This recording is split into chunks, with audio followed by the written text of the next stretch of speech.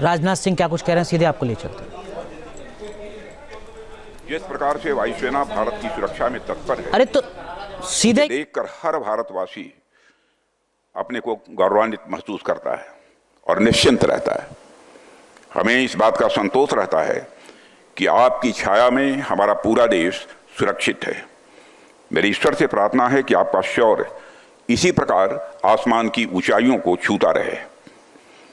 आज आपने जो यहाँ पर चर्चा के लिए, बातचीत के लिए विषय रखा है, transformation of the Indian force, मैं समझता हूँ कि यह विषय न केवल हमारी एयरफोर्स की अब तक की पूरी यात्रा को अपने भीतर समेटता है, बल्कि यह आने वाले समय में इसकी भूमिका को और सशक्त करने के डिस्कोर्स को भी हमारे सामने रखता है। ऐसे कंटेम्प्रोरी और रेलेवेंट टॉपिक के सिलेक्शन के लिए भी मैं आप सबको बधाई देता हूँ। साथियों, आज मैं खुद को गौरवान्वित महसूस कर रहा हूँ कि मुझे ऐसे ऐतिहासिक व्यक्तित्व के बारे में अपनी बात रखने का अवसर आप सबने दिया है। यह हम सबका सौभाग्य है कि अर्जन सिंह जी जैसे विजनरी मिलिट्री लीडर्स इस देश में पैदा हुए। उनकी लीडरशिप, उनका विजन और देश के प्रति उनका समर्पण इनक्रेडिबल रहा है। वो अपने दौर के एक विजनरी मिलिट्री लीडर तो थे ही, उनका विजन आज भी उतना ही रेलेवेंट है और आज भी वह भारतीय वायुसेना के लिए और हमारे युवाओं के लिए किसी इंस्पिरेशन से कम नहीं है। उनकी जीवनी अपने आप में इतनी मोटिवेटिंग है जो आने वाली कई पीढ़ियों तक हम सभी को इंस्पायर करती रहेगी।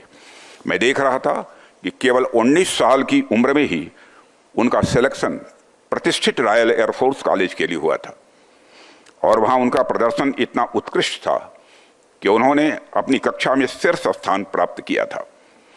फिर उसके बाद जैसे ही सेकंड वर्ल्ड वॉर की शुरुआत हुई, उसमें उनके स्क्वाड्रन को इम्फाल भेजा गया था, जहाँ पर उन्होंने अराकान अभियान के दौरान असाधारण नेतृत्व का परिचय दिया।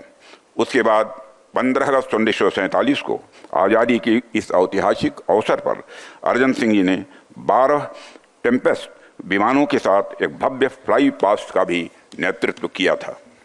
साथियों, लोगों के पास आर्म्ड फोर्सेज में आने के अलग अलग कारण हुआ करते हैं, लेकिन कुछ लोग ऐसे होते हैं जो बने ही आर्म्ड फोर्सेज के लिए होते हैं।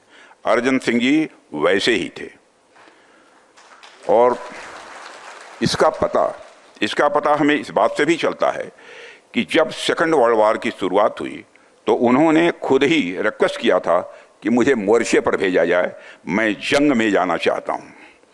वह समस्याओं से भागने वाले व्यक्ति नहीं थे, वह समस्याओं का डटकर सामना करते थे।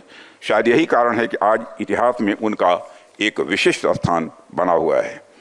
साथियों, इतिहास में ऐसे बहुत कम लोग होते हैं जो इतिहास का हिस्सा भी होते हैं और इतिहास का निर्माण भी करते हैं।